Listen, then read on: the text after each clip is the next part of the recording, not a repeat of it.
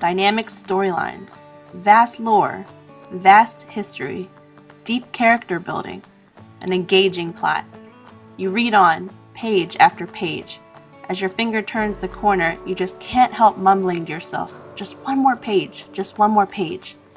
Each chapter leaves you at a cliffhanger, anticipating what the next section will bring. You probably think I'm talking about the graphic novels and comics that everyone already knows. Well, guess again. Enter the imaginative mind of creator David Petersen. Welcome to Mouse Guard. Enter the lives of mouse characters in this enchanting fictional world as they strive to live their lives amongst many predators and to maintain their way of life as major events unfold around them. Back in the early 2000s, Petersen drew up a faint idea on a scrap of paper one night. This scrap paper thought of Mouse Guard would soon turn into a reality. His initial thought was, mice have a culture all their own, too small to integrate with other animals. This phrase repeated over and over in his mind and led to how he thought mice as novel characters would survive as they constantly evade everyday predators, big and small. The cities and towns the mice live in and travel to would be cleverly hidden from plain view and spread apart from one another, making it treacherous on simple journeys from one city to another. His ideas would come together and soon enough turn into the inner workings of the Mouse Guard series. The whole concept of mice seeming small, insignificant, and rock bottom at the food chain gives the Mouse Guard series heart and soul.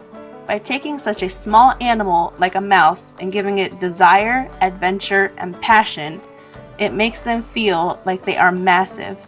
It is a huge eye-opener.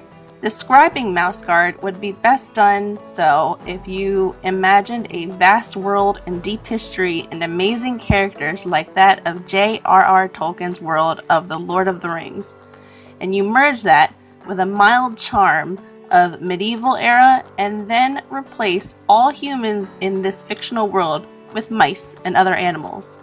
That is Mouse Guard.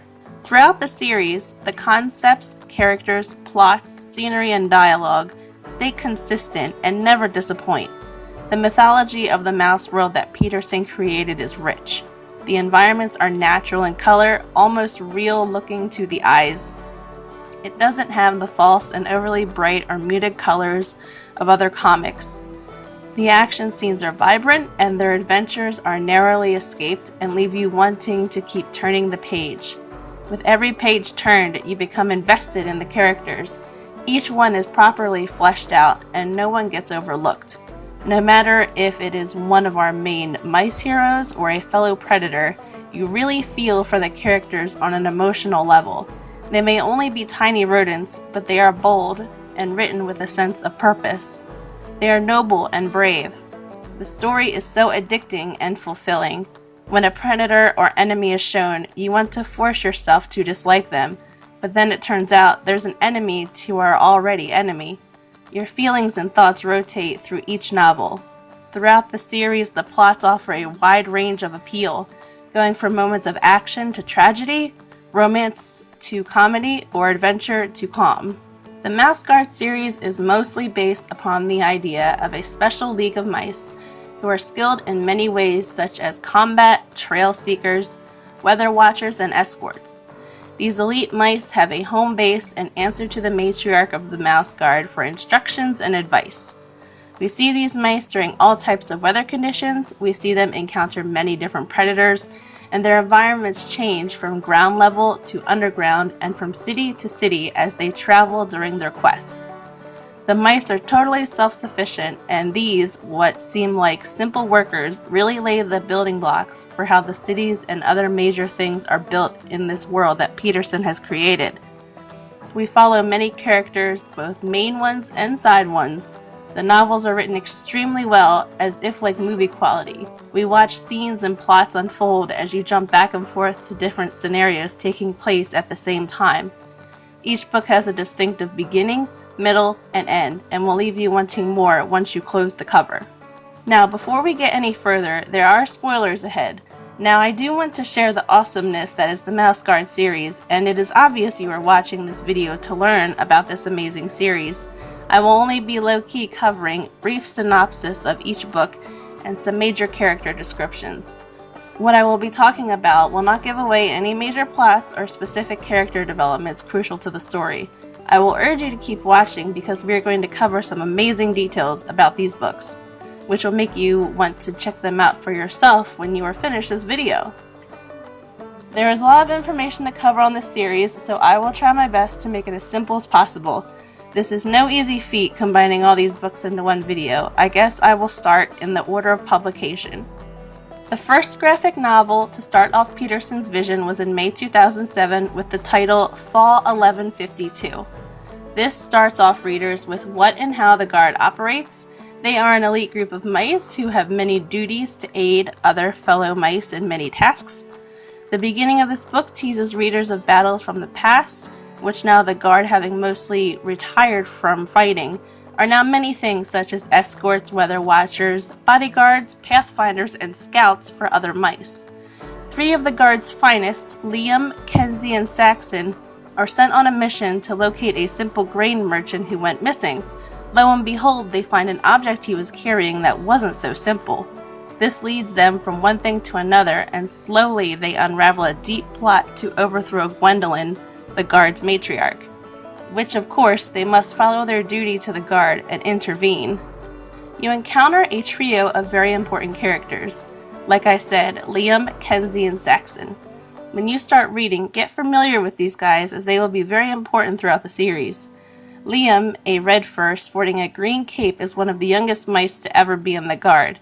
He is very courageous, cautious, and very passionate about the job at hand. He is like a young Padawan who's anxious to leap into the action but will take the back seat for safety when he knows the limits of the situation. Kenzie, who is a tall gray fur, wears a deep bluish-purple cape. He usually plays the leader role in most of the situations and missions. He is wise and a good fighter, but is always the mouse of reason to look at an issue logically and make a plan of action rather than blindly jumping into a fight. Kenzie is always paired with Saxon because they are most of the time opposites, but because they balance each other out, they make a good team. Saxon is another red fur who sports a red cape. You could match his red cape and his fur to his sometimes spurts of aggressiveness to the situation at hand. Very determined to win a battle, and when battling is engaged, he is an excellent fighter and does not give up easily. We see this trio constantly throughout this and the following novel. The matriarch, as mentioned, is Gwendolyn, who is the current magistrate of Lockhaven and a matriarch to the Mouse Guard. She is a tall and beautiful gray fur, sporting a full attire of a light blue cloak and dark blue dress. She is wise, gentle, and will try to solve a situation with diplomacy before any unnecessary bloodshed, especially if it involves mouse to mouse, which no mouse should be harming another. Which brings us to the city of Lockhaven, which is a very crucial territory to all books in every map. This is the base of operations for the Guard mice and home to the matriarch Gwendolyn. This town is carved into stone at the base of a tree and protected even more so by a thick layer of ivy. Lockhaven is a central hub to most of the mouse territories and is located almost in the center of the map. No one, with the exception of a few, actually live in Lockhaven. As I mentioned, it is more like a headquarters. Mice come and go here. They pass by to receive instructions from the Guard or Gwendolyn and sometimes stay, if need be, to rest or heal before embarking on their mission. The select few who call Lockhaven home most likely have specific duties, which can range from smiths, beekeepers, or cookery.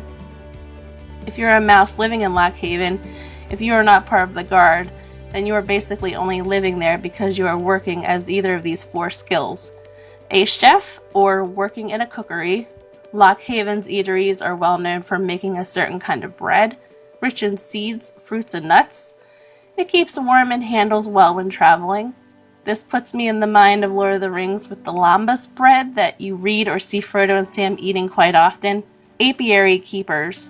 They nurture the bees and harvest the honey for food and wax for other medicinal purposes or goods. The bees also serve as a good deterrent in the event of predators or intruders behind the walls of Lockhaven. Textiles. The guard is known for their cloaks and is their primary piece of clothing. These are made to be warm and durable. Lastly, blacksmith. A full-time one is kept at Lockhaven at all times to maintain weapons and tools for the guard. Another major town first introduced in the fall of 1152 is a quaint little town called Barkstone, which is built into the trunk of a tree. This and a few other locations on the map are built this way. The mice have learned over time that this is the safest and most efficient way to build the cities, which is inside rock or wood and sometimes beneath the soil. Barkstone to me puts me in the mind of a small town you might see in Lord of the Rings, like Bree for example, a place to stop and rest for the night, in between long journeys, grabbing a bite to eat before hitting the trail, and also a place to trade or purchase goods and materials. It is known to have excellent artisans and crafts mice. The city is large enough to be fully equipped with merchants, a town square, inns, and other resting places. One of the first characters we see after our main trio is Sadie. She is a brown fur wearing a burgundy cape. She is very strong and has a huge heart and cares deeply for her fellow mice. She is a guard's mouse as well and has usually been sent on missions or stationed at some of the more shoreside locations on the map. Sadie is one of the few mice we see through the series engaged in somewhat of a romance or courtship with another mouse. She is rarely seen in combat with a sword, sometimes equipped with a pair of daggers, but rather a type of slingshot capable of hurling stones at enemies, and she is also a very good shot. Along with Sadie's first appearance, we see Conrad, who is an old gray fur of the guard. This mouse is not fleshed out as much here. His backstory is actually in the book The Black Axe novel. He was as if you put a mouse in a pirate outfit from Pirates of the Caribbean and put him on the beach. He started off as a scoundrel, living from day to day, until he got swept up into the events of the Black Axe novel. He then was inspired to join the guard later in life, and when we see him again in fall 1152, he is residing on the outpost of Calagro, which is along the shoreline where Sadie meets him. Our very next important character arc to fall 1152 is a black fur sporting a same color cape named Midnight. He is very elusive and questionable at first, but is fleshed out later. He is a member of the guard, but chooses to follow a path all to his own, which is a major story and part of the plot. His backstory should be more explained in the upcoming book, The Weasel War of 1149. In that novel, we should get to see his point of view during the battles and to somewhat understand his means during the events of fall 1152. Skeptically, we have a character who is more or less a myth, who carries a certain weapon that is described in legends or stories. This important mouse is Selanoe. Based on the spelling, it looks like Selanoe, but is in fact pronounced Kellenal. He is an old fur and probably similar age to Conrad, as they both are main characters in the Black Axe novel. Kellenal is first shown in that novel being a much younger mouse who's very loyal to the guard and the current matriarch of that time. He is cunning and adaptive, a terrific trail and weather reader, and even eventually learns to communicate with animals. As time passes and fall 1152 takes place, he is mostly a mystery and a legend to most of the mice. Lastly, for the book Fall 1152, we have some secondary characters that we only see at Lockhaven. These three, along with a select few, live in Lockhaven and perform some of the specific duties I mentioned. I will not get into much detail about the fates of these three for the sake of spoilers. Rand is more important out of the three. His title is now known as Shield Bearer, and he was the previous protector of the entrance to Lockhaven before feeling ill. Before being the Shield Bearer, he is presumed to have fought in the Weasel War of 1149 alongside our other main characters. He sustained a leg injury from these battles that never seemed to have healed. During the events of fall 1152, he is put out of commission until the end of the next novel. All in all, the first book, Fall 1152, is very dramatic and really sets the tone, characters, and locations that we come to see more in later books. It really leaves you on the edge of your seat as you read on to discover the deep, dark plot.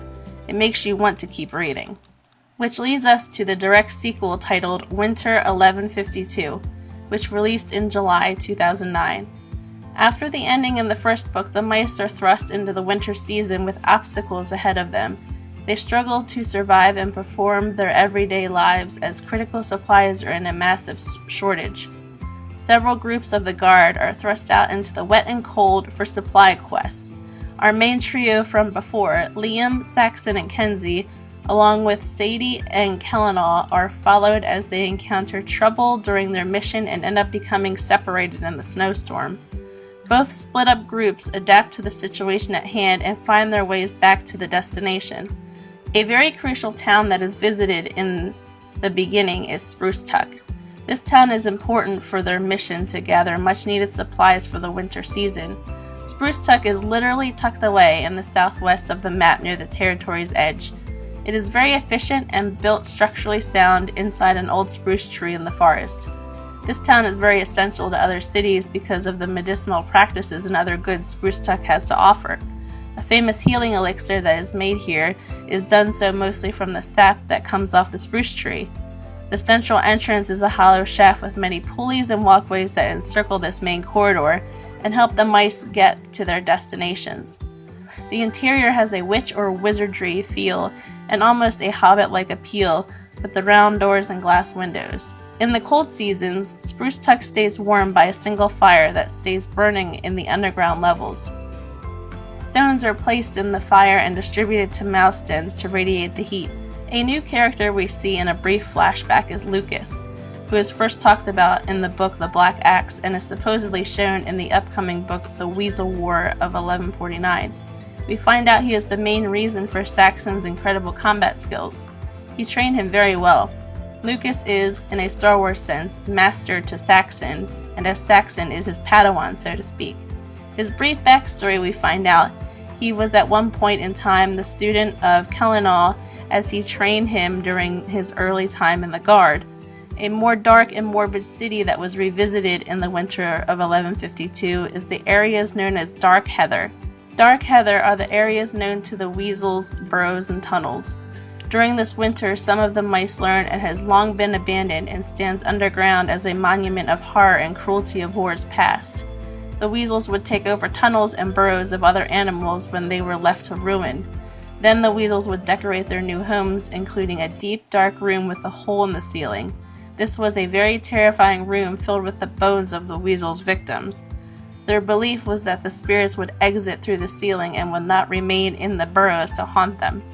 Dark Heather is noted on the map of the mouse territories, but is a very sticky situation in the snowstorm lands some of our mice heroes into discovering a newly found entrance to Dark Heather that had never been discovered. In conclusion to Winter 1152, Abigail is another character we see for a short time and is sort of fleshed out more later in the story. We first see her near the beginning tending to Rand's leg. After that, we see her vanish and later embarking on her own mission, which ends not so well for her or others too. We also find out she is intertwined with Midnight from the previous events in fall 1152. In the end, this book is very intense and leaves you with mixed feelings like, are these sad tears or happy tears? There is also a mini chapter to follow the events of Winter 1152 titled Spring 1153. Spring 1153 was a limited run and was free during Free Comic Book Day back in May 2010. It of course follows the events from Winter 1152 as we get to see the thoughts of Gwendolyn in the form of her journal entry for that season. She speaks of the following months after her attempted takeover, mice preparing for the new season and again struggling to maintain their day-to-day lives as many predators begin to emerge from hibernation. But it was immediately after Spring 1153 that Petersen wanted to stop titling the books with seasons in chronological order to avoid fans expecting everything running one after the other. Instead, the books to come would either be prequels or other stories that take place years after the previous. As a side note, this chapter in the series is pretty unique due to it only being several pages long and is actually integrated into the newer publications of the book The Black Axe. Which leads us to our next installment titled The Black Axe, published in July 2013. The axe in question is mentioned and explained in the previous novels and is fleshed out more over time. This third major follow-up is actually a prequel to Fall and Winter 1152 in regards to the acts itself, and in time, the events taking place here are around 1115, which gives a lot of space to only a select few known characters. Like I mentioned, Conrad and Kellenall. Our younger characters are not yet around during this time. This novel follows our duo, soon to be a trio, on their adventures in locating the mythical weapon and a backstory on how the axe was made. It almost has a feel to it like Thor's hammer, or yet again back to Lord of the Rings or The Hobbit, where we see an item being forged or greatly worshipped. Weasels are shown here for the first time in the series, and other predators are shown as well, giving the illusion that there are greater threats than the infamous weasels. This book also has a much longer extra section at the end of the book, with the most descriptions out of any of the novels, with many details on locations, objects, and characters in the novel. Not to mention, the newer versions of this book include the Spring 1153 chapter, which I mentioned.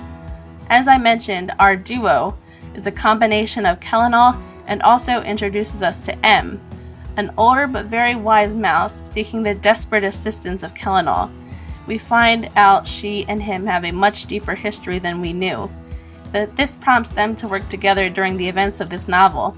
M is very unique in the fact she can communicate with non-speaking animals, even some predators known to mice that she can actually befriend. Some of this knowledge is passed to Kellenall that we see him doing in Winter 1152. Our duo start out around a town southeast from the shoreline of Calagro called Port Sumac. It is split into two halves, Lower and Upper Port Sumac. Lower Port is at the bottom of a cliff almost entirely built on the water. Really puts me in the mind of a town in Pirates of the Caribbean. It is big in dealing with profitable trades and is governed by a council of ship captains. Upper Port is nearly the edge of the cliff that overlooks the Lower Port, mostly housed with inns, a tavern, and storage. Later, after Port Sumac, we see a kingdom on the island of the North Sea called Ildur Hall. Ildur Hall sounds exactly like a name straight from Lord of the Rings. This Tolkien inspiration looks just like what a humble home looks like in Rohan from the books. It is meant to blend in with the hillside it is built inside of, and houses the King Weasel, King Luthban, who rules the island of Ildur. From the first few pages of the very first novel, Fall 1152, it is almost ingrained that we form a dislike to the weasels. They are the enemy, they are vicious, they are the predators that our mice heroes fear the most. But this King Weasel is very different. He doesn't go straight to eating our mice whole or torturing them, but instead hears them out, gives them a sense of care and sympathy, and will reason to make a deal. We see in the events of the Black Axe novel that he is not the only predator to be wary of, and during some of his hard times, you actually feel for him and the pain he experiences in the story. Near the end of the Black Axe, there is Shorestone. This is a somewhat private and secret city. It is filled with highly skilled mice, aced in the arts of stone masonry, metal smithing, carpentry, and master mathematics. There are residential areas inside the elaborate building, and underneath is the crown jewel, the Haven Guild Room. It is a tribute to four of the most celebrated crafts mice in history, and a secret to those few who discuss the whereabouts and wielders of the famous Black Axe. The next set of books would be 3 volumes of the title Legends of the Guard, 1, 2, and 3, which came out between 2010 to 2013 and the last around 2015. These are small spin-off stories told and illustrated by a collection of other award-winning authors and storytellers. Each one starts off in a tavern called the June Alley Inn, which is located in Barkstone. Mice come by to conversate and mingle with fellow mice just wanting to relax and partake in a few spirits. However, because of the intake of many beverages, mice start building up their bar tab. A different way of paying their tab is by telling elaborate and fantastic stories and tales of courage, honor, and strength. In hopes of telling the best story, that selected mouse will have their tab cleared by the end of the night. The tales the mice tell are a refreshing way to view that MouseGuard means and inspires other authors. We get to behold the artistic skills of many talented illustrators in these 3 volumes. After the before-mentioned prequel, The Black Axe, the next major book to the series came around the same year with a teaser of another prequel titled The Weasel War of 1149. This next chapter in the series is still currently being worked on to this day. Most updates on this novel, including from Petersen himself, state that it is being worked on, but has a release date of to be announced. As far as I know, this novel will include a war between Mice of the Guard and Weasel Lords. As I said before, this battle was teased long ago to readers in the first installment of Fall 1152, but now will be described in more detail in its own novel. These would have been the types of situations that the mice would call on the Guard to aid in battle for their territories. But this time Gwendolyn was fed up with the cruel and brutal harassment of the weasels and was forced to throw an all-out war against the predators.